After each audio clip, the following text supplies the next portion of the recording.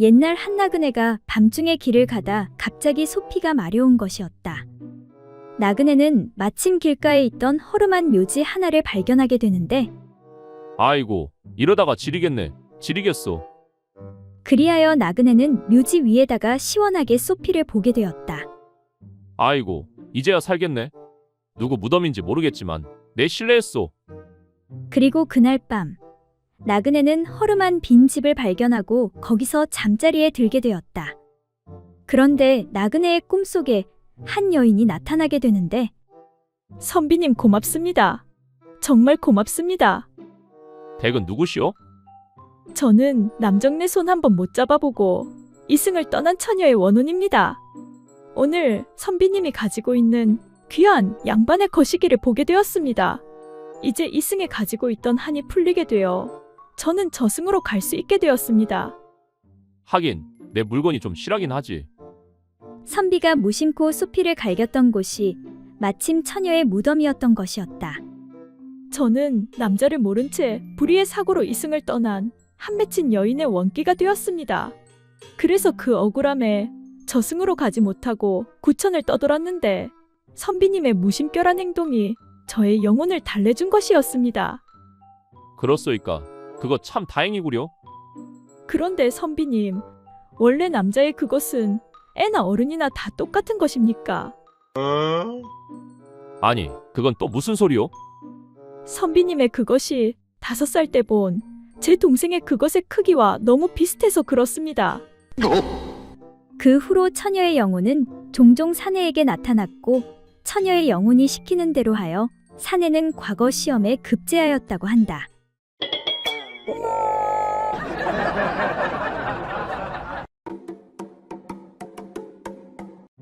옛날 어느 마을에 어떤 부잣집 노인이 딸 셋을 두었는데 집안 형편이 넉넉할 때 장녀를 시집 보냈으며 그때 신랑의 나이는 22세의 대감댁 자제였다.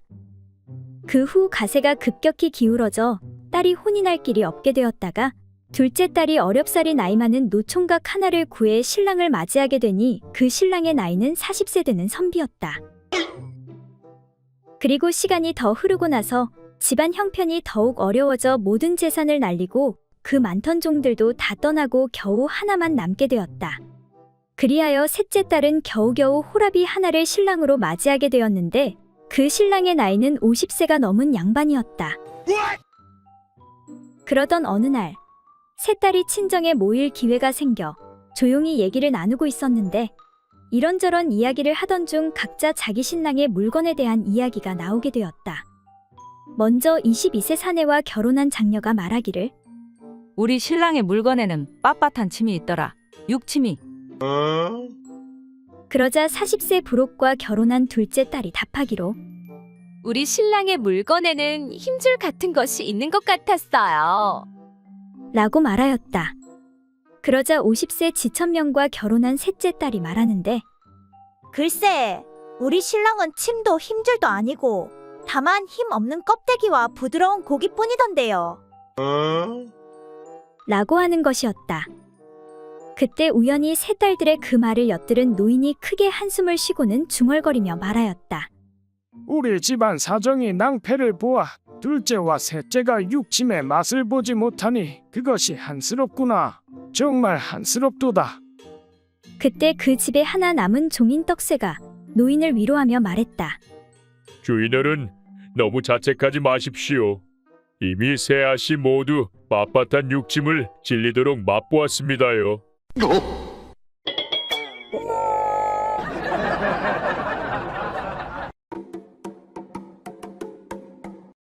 옛날 어느 마을에 과부경자는 혼자 어렵게 떡 장사를 해서 겨우 입에 풀칠하며 살고 있었다. 어느 날 아침 그날 팔떡을 광주리에 올려놓고 피곤해 잠시 방에서 잠을 자다 나왔는데 떡이 하나도 없는 게 아닌가. 아니, 이게 뭐야? 내 떡이 다 어디 갔어? 이거 미치고 환장하겠네. 그래, 이건 분명 또 그 불안당 놈들이 틀림없어. 경자는 건너편 집에 사는 두 놈의 불안당 짓이 틀림없다고 생각했다. 이들은 몰래 남의 집게나 닭을 훔쳐먹기도 하고 경자의 떡을 먹다 들킨 적도 있었다. 그래서 참다 못해 관아의 사또를 찾아가 고하는데 그래, 그렇다면 그 두 사내들이 그랬단 말이지. 예, 틀림없습니다. 늙은 놈이랑 젊은 놈 하나인데 제발 제 떡값을 돌려받게 해주십시오. 요즘 장사가 안 돼 떡도 잘 안 팔려. 하루 팔아 하루 먹고 사는데 도와주십시오. 그래, 내가 한번 밝혀보겠노라. 그렇게 사또는 두 사내를 불러들이는데 내 이놈들 혼자 가난하게 떡을 팔아 겨우 살아가는 불쌍한 과부의 떡을 내 놈들이 어찌 훔쳐 먹을 수가 있단 말이냐? 아닙니다. 사또 나으리, 저희는 그런 사실이 없습니다. 오냐? 그렇단 말이지. 사또는 부하를 시켜 냉수를 가져오게 하는데 지금부터 물을 머금고 입안을 가시게 한 뒤 삼키지 말고 뱉어보거라. 사또가 시키는 대로 하자 사내들 치아 사이에 끼어있던 떡고물이 나오게 되는데 이놈들, 내 놈들 입안에서 나온 떡고물을 보고서도 아니라고 우길 것이냐? 죄송합니다. 사또 나으리, 한 번만 용서해 주십시오. 사또는 사내들에게 곤장을 내리고 떡값도 물게 했다. 감사합니다. 사또 나으리. 그래, 이제는 혼쭐이 났으니 다시는 도둑질을 하지 않을 것이다. 그런데 사또 나으리. 그래, 또 무엇이냐? 그게 제가 자고 있을 때 저놈들이 저를 건든 것 같은데 그 놈도 잡아주십시오. 뭐라고? 한 놈이냐 두 놈이냐? 그건 또 어떻게 잡아낼꼬?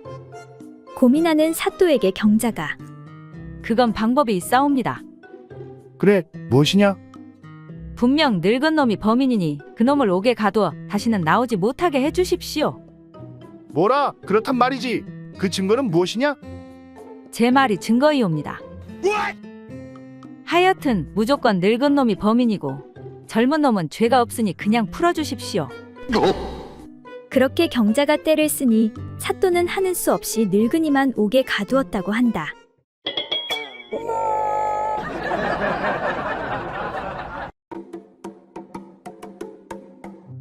옛날 어느 마을에 박진사댁 마님이 아들을 장가보내 며느리를 보았는데 며느리가 말도 별로 없고 어리석어 보여 마음에 들지 않았다. 그래서 하루는 마님이 며느리를 어떻게 골려줘볼까 생각하다 며느리를 불렀다. 이보거라, 새아가. 예, 어머님, 무슨 일이신지요? 아가, 너는 왜 그리 평소에 말도 없고 무뚝뚝한 게냐? 그래, 시집 오기 전에 무엇이라도 좀 배우고 왔느냐? 며느리가 고개를 숙이고 아무 말이 없자 그래, 그럼 내 몇 가지 물어볼 테니 아는 대로 답해보거라. 너는 소나무가 사시사철 늘 푸른 이유를 아느냐? 며느리가 대답이 없자 내 그럴 줄 알았다. 그럼 하계 울음소리가 영롱하고 아름답게 나는 이유를 아느냐? 며느리는 또 대답이 없었다. 아니, 너는 이것도 모른단 말이냐? 좋다. 그럼 길가의 나무가 잘 자라지 못하고 가녀린 까닭을 아느냐? 그것도 잘 모르겠습니다. 그러자 마님이 목청을 돋우며 야, 이 어리석은 거사, 그런 것도 모르고 어찌 사대부가의 며느리라 할 수 있겠느냐? 소나무가 사시사철 푸른 이유는 속이 꽉 찼기 때문이며 하계 울음소리가 영롱하고 아름다운 이유는 목이 길기 때문이고 길가에 서 있는 나무가 잘 자라지 못하는 것은 사람들이 수시로 만지고 접촉을 많이 해 달아서 그런 것이니라. 아이고, 이 어리석은 것, 쯧쯧. 하며 마님이 탄식하자 며느리가 말하길 어머님, 그러면 대나무가 사시사철 푸른 이유도 속이 꽉 찬 때문이고 개구리 목소리가 청아하고 아름다운 이유도 목이 길기 때문입니까? 그리고 어머님이 자꾸 마른 것도 사람들이 수시로 만져주고 접촉을 많이 해서 그런 것입니까? 하고 며느리가 반문하니 화가 난 마님이 노발대발하며 아니 뭐라고? 내가 기생 출신이란 걸 네가 어떻게 알았느냐? 이 못된 거사.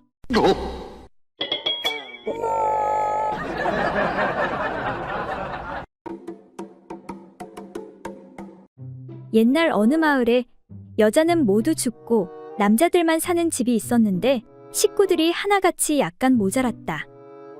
하루는 그 집 형제가 산을 넘고 있었는데 솔개의 깃털 하나가 떨어져 있는 것이 아닌가. 그런데 둘은 아직 솔개를 본 적이 없고 이것이 무엇인지 궁금해하는데 이것은 분명 무서운 호랑이 털이 틀림없어. 호랑이는 무늬가 얼룩덜룩하다고 했는데 털에 무늬가 있는 거 보니까 맞지 않아? 아니야. 내가 봤는데 멧돼지 털에 이런 무늬가 있더라고. 이건 분명 멧돼지 털이야. 그렇게 둘은 서로의 말이 맞다고 우기며 집으로 향했는데 집으로 돌아온 둘은 아비에게 누구의 말이 맞냐고 물었다. 아, 이거 참 슬프구나. 슬퍼. 내 아들들인 너희가 그 나이가 다 되도록 이게 무슨 짐승의 털인지도 몰라서 서로 다투다니. 이렇게 말하고는 깊은 한숨을 쉬었다. 아버지, 그럼 이게 무슨 털이옵니까? 이것은 말이다. 산토끼의 털이란다. 머릿속에 잘 기억해 두고 절대 잊지 말도록 하거라. 아, 그렇습니까? 아버지는 역시 모르는 게 없네요. 그때 놀러 나갔다 온 늦둥이 막내가 아버지, 나도 털을 하나 주웠는데. 그래, 한번 보자. 아니, 그 털은? 그래, 그것은 어디서 났느냐? 네, 냇가에서 빨래하는 꽃님이 누나가 앉아있던 자리에 있었어요. 아니, 뭐라. 그 귀한 털을 어서 아버지에게 넘기거라. 이에 다른 아들들이 화를 내며 아니 아버지, 그 귀한 털을 왜 아버지가 혼자 가지시려고 합니까? 아니, 뭐라고 이런 호로 자식을 봤나? 토끼털도 모르는 놈이 이 귀한 걸 어찌 알고 달라는 것이냐? 그러면 아버지, 털을 가위로 잘라서 나누는 게 어떻겠습니까? 이 멍청한 놈아, 이 털은 완전체가 아니면 아무 의미가 없느니라. 그렇게 아버지와 자식들이 티격태격하고 있는데 방에서 듣고 있던 할아버지가 야, 이놈들아, 내 다 들었느니라. 어찌 부모 자식 간에 그까지 털내기 하나 가지고 싸우는 것이냐? 못난 놈들 같으니라고. 아이고, 아버지 면목 없습니다. 할아버지 죄송합니다. 그래, 내가 한 가지 방법을 알려줄 테니 싸우지들 말고 그리 하도록 하여라. 이 털내기를 가마솥에 넣어 돌멩이로 눌러두고 떠오르지 않게 한 다음 물을 부어 우려낸 국물을 한 그릇씩 골고루 나누어 마시면 우리 식구 모두에게 혜택이 돌아가지 않겠느냐? 역시 할아버지가 최고야. 그렇게 그 집 사내들은 다투지 않고 모두 신비한 국물을 마실 수 있었다고 한다.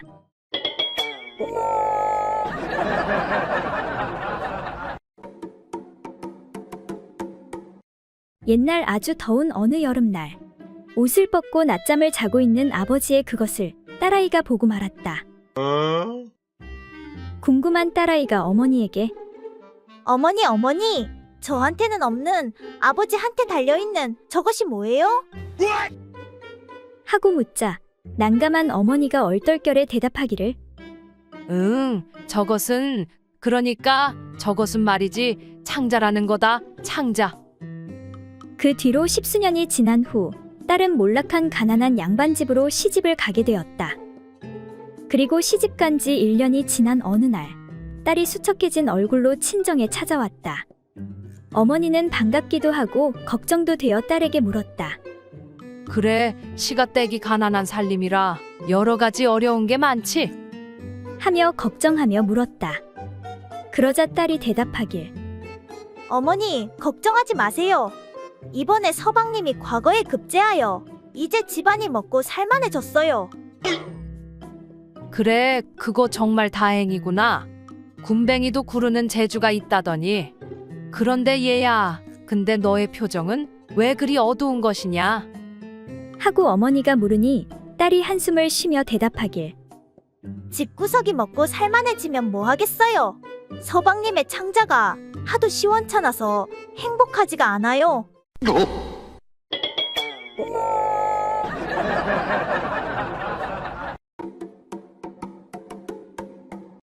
옛날 한 삼촌과 조카가 함께 한양으로 길을 가고 있었다. 그날 밤 그들은 함께 어느 주막에 묵게 되었다.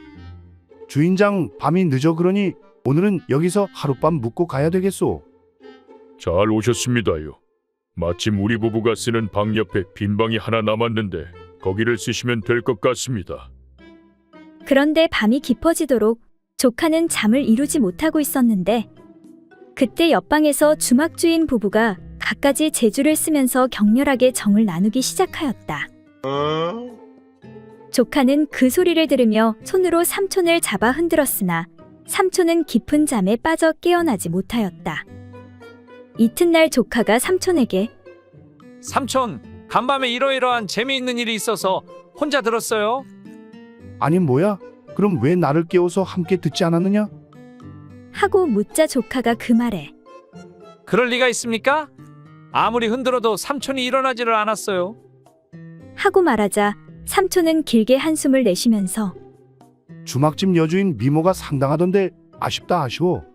그럼 우리 오늘 하루만 더 묵어서 나도 그 짓을 하는 소리를 들어보고 가야겠구나. 내 오늘 밤은 잠을 자지 않고 기다려야겠군. 그래서 둘은 하루를 더 묵기로 하였다. 그런데 밤이 깊어갔으나 아무 소식이 없자 삼촌은 잠시 눈을 붙인다는 게 깜빡잠이 들고 말았다.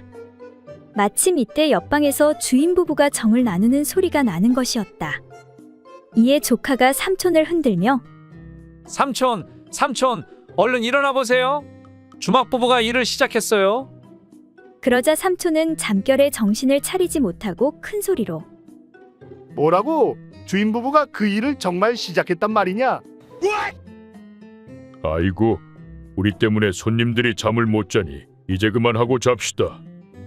주막 부부는 분위기가 깨어져 일을 그만두었다. 이에 화가 난 삼촌이 큰 소리로 이런 젠장! 숙박비와 밥값을 이틀치나 물었는데 오늘도 못 듣다니 정말 분하다 분해! 다음날 삼촌과 조카가 주막을 나서는데 주막 주인이 웃으며 말했다. 손님, 한 번 더 기회를 드릴 테니 오늘 하룻밤 더 묵고 가시지요.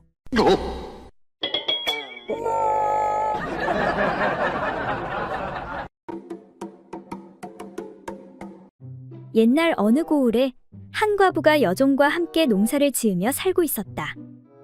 그런데 밭을 갈 때가 되었는데 소가 없어 하는 수 없이 이웃에 사는 호라비 집에서 소를 빌리기 위해 여종을 보냈다. 그 호라비가 여종을 희롱하면서 말하길 나하고 하룻밤을 보낸다면 틀림없이 소를 빌려주겠네. 라고 하는 것이었다. 여종이 돌아와 과부에게 그 사연을 말하니 그래, 그렇다면 가서 하룻밤만 보내고 오너라. 그리하여 호라비와 여종이 함께 거시기를 하게 되었는데 이때 호라비가 말하길 내가 너와 그 짓을 같이 하는 동안 너는 아롱우, 어롱우 이 두 가지 말만 차례대로 외우고 그 사이에는 다른 말을 하면 안 되느니라. 만일 다른 말을 하면 소를 빌려주지 않을 것이다. 내가 시키는 대로 하겠느냐? 그까짓 게 뭐 어렵다고. 내 그리하겠소. 라고 하고는 곧 일을 시작하였다. 처음에는 여종이 시키는 대로 말하였다. 아롱우, 어롱우, 아롱우, 어롱우. 그러나 그 동작이 차츰 격렬하여지자 여종은 너무 좋아서 어롱, 어롱, 어롱, 어롱. 그렇게 어롱어롱만 하다가 일을 마치게 되었다. 이에 호라비가 말하길 약속했던 대로 아롱우, 어롱우 두 마디만 해야 소를 빌려주겠다고 하였는데 어롱, 어롱만 하다가 끝마쳤으니 내 어찌 약속을 어긴 사람에게 소를 빌려줄 수 있겠는가? 하고는 허락하지 않았다. 이에 과부가 그 말을 듣고 여종을 책망하면서 아니, 그 두 가지 말이 무엇이 그렇게 하기 어렵단 말이더냐? 약속을 못 지켜 소를 빌리지 못하였으니 이제 어떻게 농사를 짓는단 말이냐? 하고는 과부 스스로 호라비에게 소를 빌리러 가게 되었다. 내 여종을 보내었더니 소를 빌려오지 못해 몸소 오게 되었소. 그러니 나를 시험해보고 소를 빌려주도록 하시오. 이에 호라비가 아닙니다. 그냥 소를 빌려 가십시오. 내 어찌 양반댁 수절과부를 함부로 희롱할 수 있겠습니까? 그리하여 과부는 소를 빌려와 밭을 갈게 하였다. 그리고 얼마 후 아니, 소를 빌려간 지 일주일이 넘었는데 왜 소를 돌려주지 않는 것이오? 하고 호라비가 따지니 과부가 나와서 말하길 오시길 기다리고 있었습니다. 소를 돌려받고 싶으시다면 오늘 하룻밤 자고 가시지요.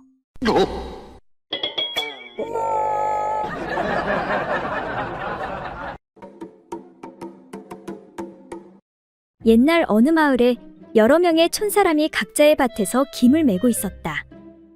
그런데 맨 위쪽에 있는 밭에서는 젊은 부부 단둘이서 호젓하게 김을 메고 있었다. 그때 아래쪽 밭에서는 여러 명이 큰 소리로 웃으며 떠들어대는 것이었다. 그 이야기의 대부분은 음담패설이 아니면 육담으로 해악과 풍자였다. 한마디로 음욕을 자극하는 말들이었다. 그 말을 들은 젊은 아내가 남편에게 넌지시 말하길. 당신은 저 소리가 안 들리나요? 무슨 소리 말이오?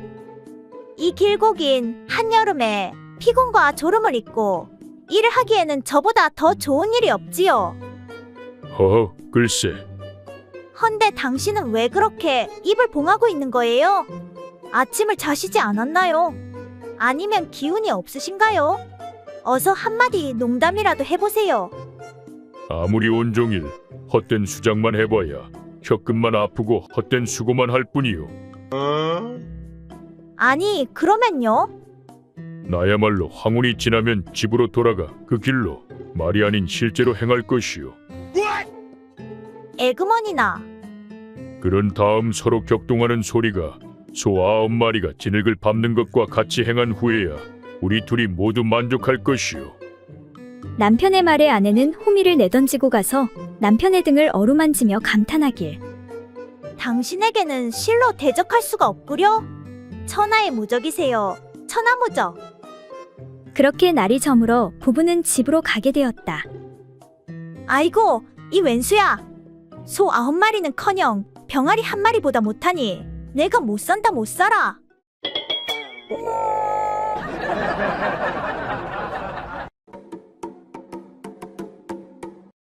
옛날 어느 마을에 삼돌이는 친구 덕구와 단짝 친구였다. 그런데 어느 날부턴가 덕구가 평소에 없던 돈을 가지고 맛있는 음식도 사주고 여러 가지 재미있는 것도 시켜주는 것이었다.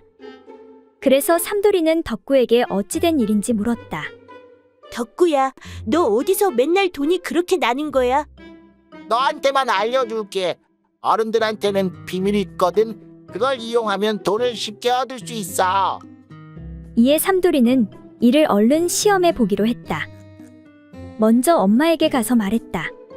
어머니, 난 어머니의 비밀을 다 알고 있어요. 어머니는 황급히 삼돌이의 입을 막으며 한 푼을 손에 쥐어줬다. 아버지한테는 절대 말하지 마렴. 정말 되는구나 하는 생각에 기분이 좋아진 삼돌이는 그날 저녁 밭에서 집에 돌아온 아버지에게 달려가 말했다. 아버지, 난 아버지의 비밀을 다 알고 있어요. 그러자 놀란 아버지는 삼돌이에게 2푼을 쥐어주며 말했다. 엄마에겐 절대 말하면 안 된다. 알겠지?